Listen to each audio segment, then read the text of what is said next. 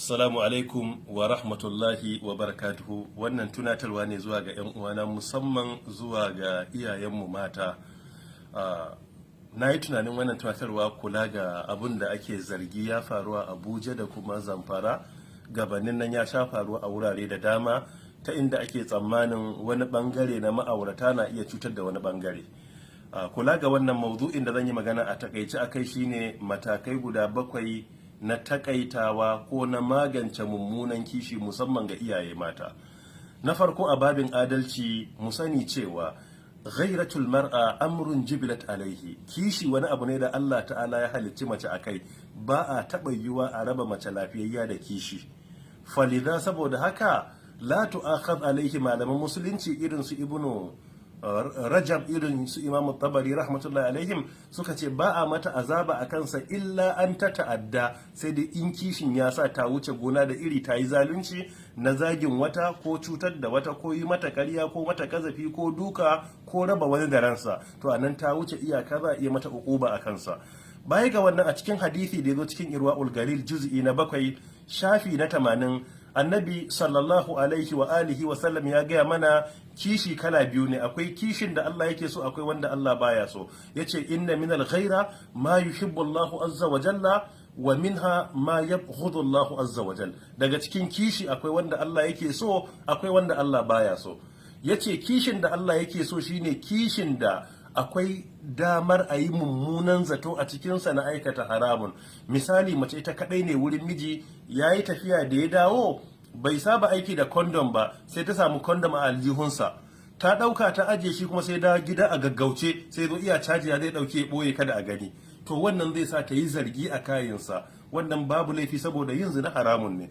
Amma kishin da ba a so shine abin da yake halal ne ga miji, mace ta sa a gaba ta damu kanta da abin da bai dace ba. A'a, wayanka yayi kara mai gida, wace ce ta maka text? A'a, WhatsApp ya shigo, wace ce ta maka text? A'a, na kana ta dariya, me kake karanta ne? Ko wace ce ta maka sako? Me gida baka da ba har yanzu, ina kake ne? Ko dai ka tafi wajen wata ce?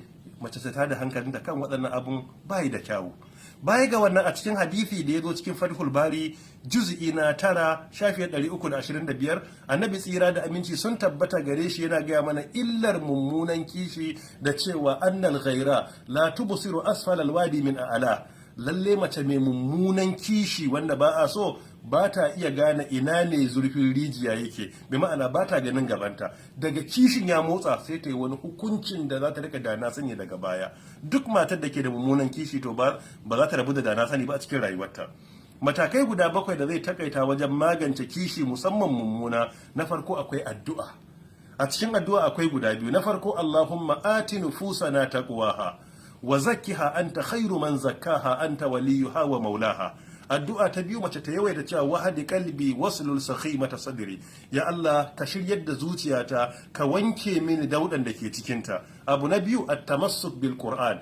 Yawan riko da Qur'ani, karatunsa, sanin ma'anarsa, jin tafsirinsa, yawan kunna shi ana sauraro yana da matukar muhimmanci, don Allah ya ce ala bi zikrillahi tatma'innul qulub. Da ambaton Allah zuciya ke samun abinci. Abu na uku, al-isti'aza billahi minash shaitan. Yawan neman tsarin Allah ta'ala daga shaitan. Misali, a yawaita cewa a'udhu billahi minash shaitanir rajim, ko kuma rabbi a'udhu bika min hamazati shayatin wa a'udhu bika rabbi an yahdurun. Abu na hudu da zai takaita mummunan kishi ya magance miki, al-musafaha. Yawan gaisawa da hannu. Ya halatta mata su rika musafaha da ƴan uwansu da hannu. A cikin hadisi a muwatta ta Imam Malik rahimahullah, hadisi na 1413, sunna ta karantar da mu cewa tasafahu wa yuzhibul ghilla. Ku yawaita musafaha, iya tafiyar da kullin da ke zuciya na gaba da kishi mai muni. Sannan kuma na 5 shine tahabbu wa tudhhibu shahada.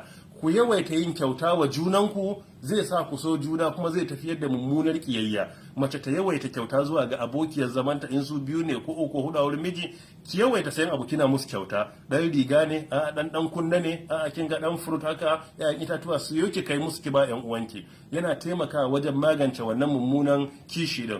Sai na 6, zikiru mahasinil ukhti, yawan ambaton alkhairin yar uwanki.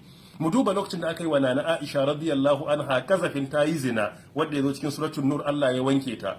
An zo an tambayi abokiyar zamanta Zainab bintu Jahash radiyallahu anha cewa a cikin hadisin Bukhari da Muslim, shin annabi ya ce mata ya Zainab ma ra'aitu wa ma alimti, ya ke Zainab me kika gani akan Aisha, me kike fahimta akan zargin da ake mata? Sai ta ce ahami sam'i wa basari, annabi na kiyaye ji na da gani na, bana faɗan abin da ban gani ba zan mata karya ba.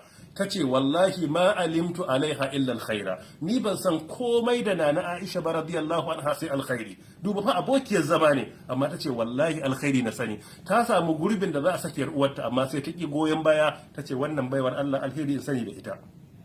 Duk da wannan ka duba na Aisha radiyallahu anha, annabi ya tambayenta me zaki ce akan Zainab? Tace lam ara imra'atun qattun khairan fi dini min Zainab. Tace wallahi ban taba ganin mata mai addini da ta kai abokiyar zamana Zainab bintu Jahsh ba radiyallahu anha, tare da cewa mijin su daya, amma wannan bai sa ta yi mata mummunan zato ba. Kuma Aisha take cewa a duk matan manzon Allah babu wanda take tsarana da muke competition tare wajen samun gindin zama kamar Zainab, amma kowace magana ta akan yan uwarta alkhairi ne. Sai na bakwai shine adamu su'u dhanni wa tajassus, nisanta mummunan zato da kuma bincike.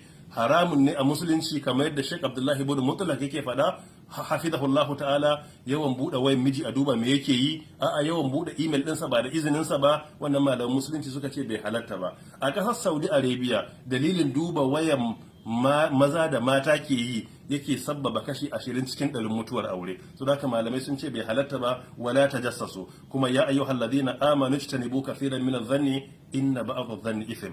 Allah ta'ala ya takaita wa iyayenmu mata mummunan kishi. Allah ta'ala ya taimake mu da su, mu gudu tare, mu tsira tare, mu shiga aljanna tare. Wassalamu alaikum wa rahmatullahi wa barakatuh.